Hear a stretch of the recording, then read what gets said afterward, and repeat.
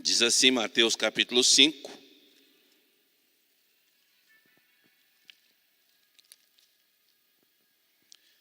Vós sois o sal da terra, e se o sal for insípido, com que se há de salgar? Para mais nada presta, senão para ser lançado fora e ser pisado pelos homens. Vós sois a luz do mundo. Não se pode esconder uma cidade edificada sobre um monte, nem se acende a candeia e se coloca debaixo do alqueire, mas no velador, e dá a luz a todos os que estão na casa. Assim resplandeça a vossa luz diante dos homens. Nós então encontramos em Mateus,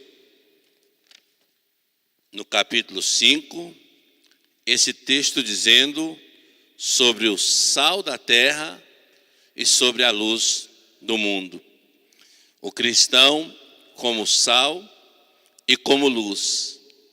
Nós sabemos que o sal, ele é símbolo de conservação e de preservação. O sal é um símbolo importante de conservação e também de preservação. Às vezes a pessoa precisa preservar um alimento, uma carne, e ela então salga, não é? Aquela carne conserva durante anos por causa do sal que está naquela carne. Outros alimentos também, eles são conservados por causa do sódio, por causa do sal que se contém nos alimentos, enlatados e outras coisas mais. Então ele é conservador e preservador. E aqui na abertura também nós queremos já dizer na introdução que a luz é símbolo de vida, de esclarecimento. Ela é um antídoto contra a escuridão e as trevas. A igreja se torna um farol que ilumina o mundo inteiro. Então, cristão como sal e como luz, em Mateus capítulo 5, versículo do 13 ao 16, nós encontramos Jesus chamando os discípulos de sal e também os chamando de luz. E nós sabemos da importância do sal nas escrituras sagradas. Nós encontramos o patriarca Jó, no capítulo 6 e versículo 6, ele faz a seguinte pergunta: comerciar sal, comerciar sem sal o que é insípido, ou haverá sabor na clara do ovo? Jó está fazendo uma afirmação, não é? E praticamente uma afirmação, mas com duas perguntas. Ele está dizendo: olha, vamos comer sem sal o que é insípido? E que sabor tem a clara do ovo? Ele estava afirmando que não tem sabor a clara do ovo, e estava dizendo que quando não tem sal, fica insípido. É o que acontece muitas das vezes quando a gente encontra uma pessoa, não sei se você já encontrou, mas já deve ter encontrado alguém dizendo a seguinte frase: fulano é uma pessoa sem sal. É bem provável que alguns de nós já tenhamos ouvido isso. O que quis dizer essa pessoa quando falou que ciclano ou fulano era sem sal? É porque aquela pessoa era uma pessoa insípida, uma pessoa que não tinha sabor, que não tinha gosto. Aí Jó vem e diz: comerciar, nós vamos comer sem sal aquilo que é insípido, não é? Tem que botar sal. E aí ele diz: e porventura tem sabor a clara do ovo? E ele fala para poder explicar isso nas escrituras sagradas, não é? Sobre o sal, nós já encontramos esse texto. Levíticos no capítulo 2 e versículo 13, Deus também estava preocupado com o sal. Levíticos 2 e 13. Ele diz o seguinte: toda a oferta de manjares temperarás com sal. E em Levítico 2:13, ele repete por 3 vezes isso: a oferta tu colocarás sal, na oferta você coloque sal. Ele faz a observação 3 vezes a respeito do sal neste texto. E nós encontramos, louvado seja Deus, essa preocupação de Deus que a oferta também tivesse sal. Interessante. Deus, ele sente o sabor das coisas como nós sentimos? Deus sente o paladar das coisas como nós sentimos? Não. Deus, ele está acima dos sabores, dos cheiros, dos gostos, não é? Essas coisas são para nós humanos, para os seres vivos que estão na terra, essas coisas. Mas o próprio Deus, quando vai receber as ofertas e os sacrifícios, ele disse: coloca sal. Quer dizer, eu não quero que seja uma coisa insípida, uma coisa desenxabida, uma coisa sem sabor. Quer dizer, coloca sal, salga a oferta. E ele repete isso por 3 vezes em Levítico capítulo 2 e versículo 13. Então dá-se daí o entendimento do que Deus estava querendo. Ele já diz que em Jó que sem sal não dá para comer. E agora afirma, louvado seja Deus, em Levítico, que é para colocar sal. Coloca sal, louvado seja Deus. Assim deve ser as nossas ofertas diante de Deus. Aquilo que formos fazer para Deus precisa ser salgado, precisa estar temperado, precisa ter sabor. Porque Deus, apesar da sua suficiência, apesar da sua onipotência, do seu poder absoluto, Deus está em outro nível. Ele desce até nós porque ele gosta do ser humano, mas Deus está em outro nível. Mas quando é para oferecer para ele, ou quando é para se relacionar com ele, ele quer que a coisa tenha gosto, tenha sabor. Você vai cantar, cante a melhor canção, cante da melhor forma possível. Você vai tocar, toque com a melhor excelência que você puder tocar. Você vai pregar, pregue da melhor forma que você puder. Você vai evangelizar, orar, faça-o da melhor maneira que puder, porque Deus não gosta da coisa insípida, Deus não gosta da coisa sem sal, da coisa desenxabida, a coisa sem sabor. Não, Deus gosta da coisa temperada, e por isso ele diz: coloca sal nas ofertas, coloca sal no sacrifício. E ele repete em Levítico 2:13 3 vezes a mesma expressão. Quer dizer, ele faz um reforço daquilo que ele queria que o sacerdote fizesse. E a importância do sal nas escrituras, nós encontramos Números 18:19, a Bíblia fala da aliança perpétua de sal perante o Senhor. O sal também era usado como aliança, e a Bíblia diz que aliança perpétua perante o Senhor. Então, o que quer dizer o escritor nesse texto?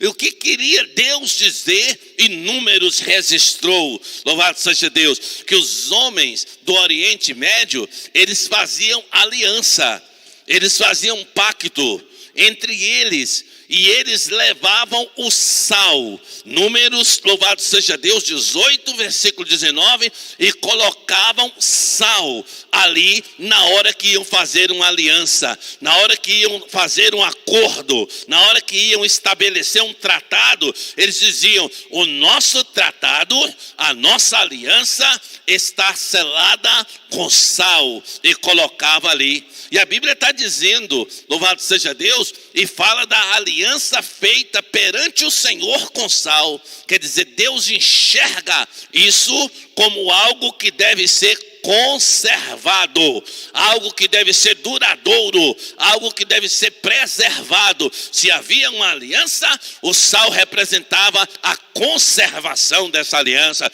representava a preservação desta aliança, para que ela não viesse a ser quebrada, para que ela não viesse a ser rompida, para que ela não viesse a ser seccionada. Ali o sal era o representante daquele pacto feito.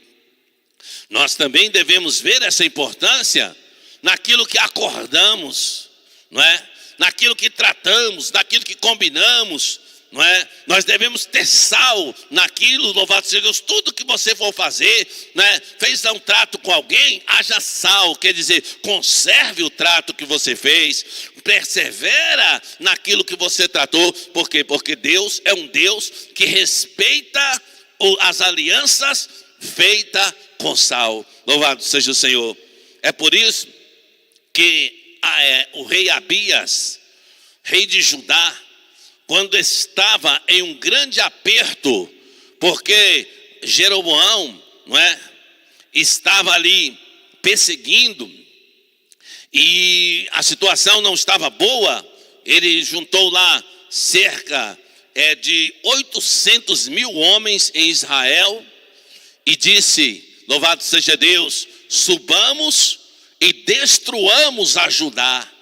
E impetrou aquilo. Você já pensou um exército com 800 mil pessoas ali, tudo homens preparados para a guerra? Jeroboão ajuntou esse exército. E quando ele juntou esse exército, ele disse, vamos subir e vamos destruir Abias, que Abias só tem 400 mil homens. O rei Abias, rei de Judá, só tinha 400 mil homens. Aí em Crônicas, louvado seja Deus, no capítulo 13, 2 Crônicas capítulo 13, versículo 5, você encontra essa passagem. E aí Abias subiu a um lugar alto e se dirigiu a Jeroboão e ao exército de Israel e disse, ó Jeroboão e todo o exército de Israel, hoje subis contra nós, e eu pergunto, não sabeis que Deus fez uma aliança de sal perante Davi e os seus descendentes? Não podereis pelejar contra nós, e se assim o fizerdes, Deus vos destruirá. Louvado seja Deus. Jeroboão rapidamente programou uma emboscada por detrás, louvado seja Deus, de Abias, rei de Judá, e subiu. E eles então tiveram que lutar pela frente contra Israel e lutar por trás na retaguarda contra Israel, porque eles já estavam sitiados. E a pior situação de uma guerra é quando você tem que lutar para frente e para trás, porque o seu inimigo sitiou por trás pela retaguarda. Mas ali, louvado seja Deus, Abias clamou ao Senhor e lembrou a Deus, Senhor, nós temos uma aliança que Davi fez com o Senhor, uma aliança de sal, e fez na tua presença contigo, louvado seja Deus. E a Bíblia diz que Deus então se levantou e feriu a Jeroboão. Em torno de 500 mil homens morreram naquele dia por causa da aliança de sal que Deus tinha feito com Davi. Deus é um Deus também, louvado seja Deus, que tanto oferece e recebe, louvado seja Deus, melhor falando, recebe nas ofertas o sal. Deus é um Deus que respeita as alianças entre os homens feitas com sal, mas Deus também faz aliança com sal. Deus fez uma aliança que ele queria que estivesse conservada perpetuamente na geração de Davi. Por isso que Deus disse a Davi, Davi, da tua casa nunca faltará rei, louvado seja Deus, e da tua descendência nascerão os reis em Judá, porque Deus tinha feito uma aliança dessa forma. Prezado ouvinte da palavra de Deus, a Bíblia vem e diz que o cristão, ele é o sal da terra, não é? A Bíblia diz que o cristão é quem salga a terra. E agora nós encontramos nas Escrituras também, louvado seja Deus, em Colossenses, no capítulo de número 4, versículo 6, está escrito: a vossa palavra seja sempre agradável, temperada com sal, para saberdes como deveis responder a cada um. Louvado seja Deus. Que coisa interessante, né? Palavra temperada com sal. Não são palavras qualquer. Você já viu alguém, louvado seja Deus, que você está conversando com a pessoa e de repente você tem um estalo, ou alguém tem um estalo naquela conversa e diz assim: fulano só conversa água. Qual é o gosto da água? A água é insípida. A água não tem gosto. Por isso que alguém expressa no meio daquele bate-papo, ou no meio de uma conversa na rede social, ou pessoalmente, alguém já se levantou, você já deve ter visto isso. Alguém dizer: ah, fulano só conversa água. Quer dizer, fulano não tem as suas palavras salgadas. Suas palavras não estão temperadas. As suas palavras não têm sabor. E aqui a Bíblia está dizendo em Colossenses 4, versículo 6, que nós devemos conversar palavras que sejam agradáveis, palavras que sejam temperadas com sal, palavra, louvado seja Deus, que possa ter sabor, que as pessoas escutem e digam: olha, a irmã Angélica, todas as vezes que eu encontro a irmã Angélica, ela tem uma palavra de Deus para mim. Ou toda vez que eu encontro o irmão Tiago tem uma palavra de Deus para mim. Toda vez que eu encontro o irmão Carlos, o irmão Pedro, o irmão Paulo, o irmão Ricardo, eles têm uma palavra de Deus para mim. Sabe o que ele está querendo dizer? A palavra daquele irmão, a palavra daquela irmã é salgada, é temperada, ela tem sabor, dá vontade de continuar ouvindo por horas, dá vontade de continuar ouvindo por dias, aquele irmão, aquela irmã. Por quê? Porque ele está enquadrado em Colossenses 4, versículo 6, não é? Palavra temperada com sal, louvado seja Deus, para responder a qualquer um que vos arguir. Em Marcos 9, versículo 50, Jesus disse: tende sal em vós mesmos e paz uns com os outros. O sal também é elemento, louvado seja Deus, que traz paz. Ele traz paz. Olha o que Jesus está dizendo: tende sal entre vós, tende sal em vós mesmos e paz uns com os outros. Quer dizer, o sal, ele vem e tempera. E outra coisa, o tempero do sal não pode ser menos e nem pode ser demais. Por isso que chama tempero, porque você tem que achar o ponto. Um arroz gostoso é um arroz no ponto. Se ele ficar com pouco sal, alguém chega e diz: olha, esse arroz está insípido.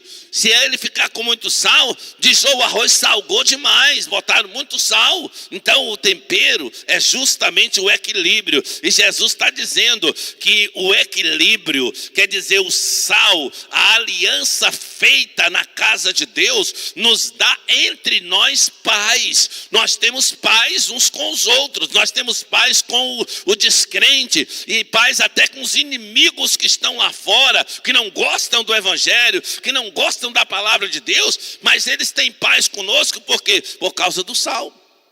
A Bíblia está dizendo: vós sois o sal, e o sal traz equilíbrio. O sal não chega lá e se despeja em cima do alimento e diz: eu vou te salgar o tanto que eu quiser. Não, o sal é equilibrado, o sal é temperado, o sal é dosado, e por ele ser dosado, ele cria um bom sabor nos alimentos, não é? E Jesus falou: tende sal em vós mesmos, louvado seja Deus, e uns para com os outros, louvado seja o Senhor. Então aí a palavra de Deus está dizendo, em Mateus capítulo 5, versículo de 3 em diante, a palavra de Deus está nos mostrando que Jesus diz: vós sois o sal da terra, não é? É você que tem que salgar lá no seu trabalho. A coisa lá está bagunçada, Deus quer usar você lá no seu trabalho para salgar. Lá na sua escola, na sua faculdade, os alunos estão promíscuos, os alunos estão na história da prostituição, do ficar, do adulterar. do mentir, do beber, do jogar. Estão lá naquela história do brigar, do agredir. A Bíblia está dizendo aqui, louvado seja Deus, que nós temos que ter sal, e sal para conservar aquilo que está lá. Quando Jesus fala sal da terra, é porque está sobre os nossos ombros temperar o mundo, o dever de temperar, o dever de dar sabor à vida das pessoas, o dever de equilibrar as coisas e trazer paz, o dever, louvado seja Deus, de levar aos alimentos a preservação, está nas nossas mãos, porque Jesus disse que eu e você somos o sal da terra, e para isso temos a função de salgar, de temperar para a glória do nome de Jesus. Mas Jesus não disse só sal da terra, ele também disse luz do mundo. Sal da terra e luz do mundo. Ele disse que a igreja tempera, que a igreja conserva, que a igreja preserva, que a igreja traz sabor, mas ele falou também que a igreja é a luz deste mundo, que a igreja ilumina, que a igreja aclara, e nós encontramos a importância da luz nas Escrituras Sagradas. Uma das primeiras coisas que Deus fez, desde o Gênesis ao Apocalipse, foi trazer a luz. Por isso que ele disse que a igreja era a luz, porque foram uma das primeiras coisas, entre as coisas que Deus fez, foi trazer a luz. Ele já abriu o plenário no Gênesis dizendo: haja luz. Quer dizer, haja claridade, que haja esclarecimento. E tanto, louvado seja Deus, que quando alguém quer dizer que entendeu alguma coisa, ele diz: olha, a minha mente foi aclarada, quer dizer, recebeu luz. A ciência, o conhecimento, também é chamado de luz. Fulano de tal tem conhecimento, fulano de tal tem luz sobre aquele assunto. E Jesus disse que nós somos a luz, louvado seja Deus, deste mundo. E lá a gente encontra em Gênesis o Senhor abrindo o Gênesis com luz, mas ele também fecha praticamente o Apocalipse dizendo: a cidade, a Nova Jerusalém, ela não precisa nem de sol, nem de lua, porque o próprio Cordeiro é a luz que alumia. Por isso as suas portas não se fecharão, nem de dia, nem de noite, porque lá não haverá noite. A Bíblia está dizendo que Jesus, estando dentro da cidade de Jerusalém, ela é diurna, ela não tem noite, ela não tem treva, ela é uma cidade iluminada 24 horas por dia e eternamente, porque Jesus é o luzeiro, é a luz dessa cidade. Lá já no Apocalipse, louvado seja o Senhor. Por isso Jesus também disse, com grande ênfase: eu sou a luz do mundo. Quem me segue não andará em trevas, mas terá a luz da vida. Louvado seja Deus. Ele aponta para si e diz: eu sou a luz do mundo. Sabe por quê, prezado ouvinte da palavra de Deus? Muitas pessoas andam tropeçando, não entendem o que está acontecendo com elas, confusas, pessoas que se perdem na vida, tendo todas as oportunidades, não encontram a porta de acesso, porque a Bíblia diz que se um cego guiar outro cego, ambos cairão no abismo, porque não tem luz. Os olhos são a candeia do corpo, os olhos são a luz do corpo, são os olhos que fazem com que as pessoas não tropecem, não caiam, não venham a ter grandes problemas na trajetória da vida.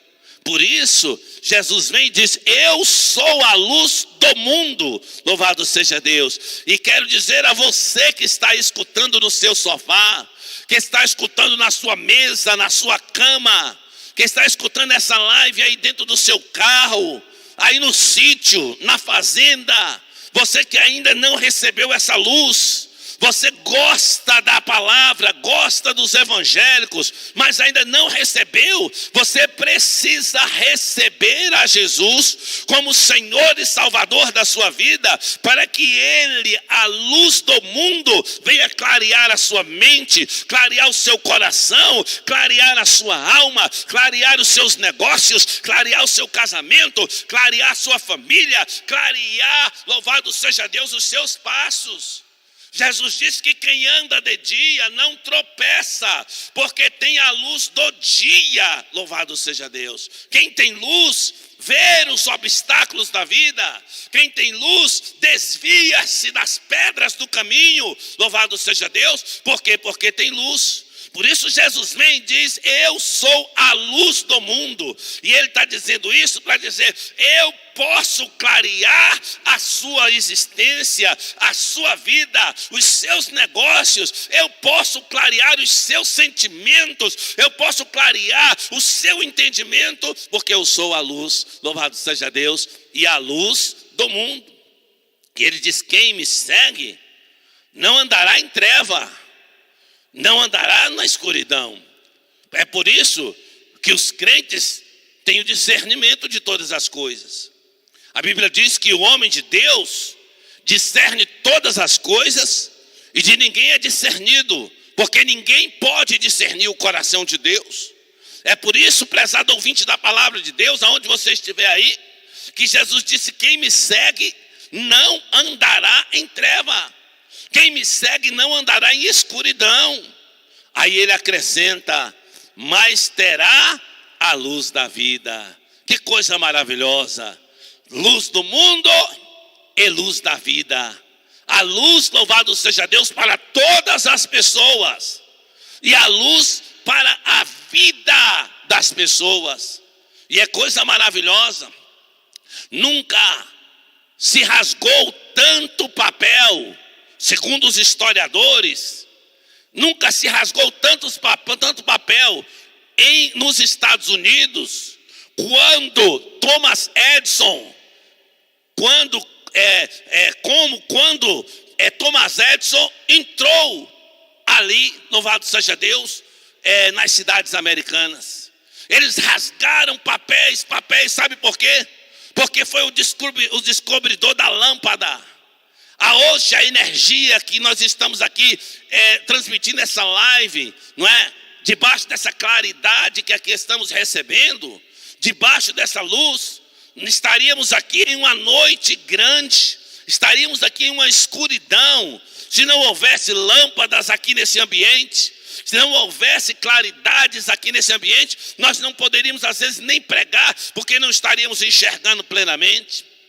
Mas nós encontramos na palavra de Deus aquilo que os americanos fizeram com Thomas Edison. Eles aplaudiram, eles cortaram papéis. Sabe por quê? Porque alguém descobriu a lâmpada, e a lâmpada faz toda a diferença.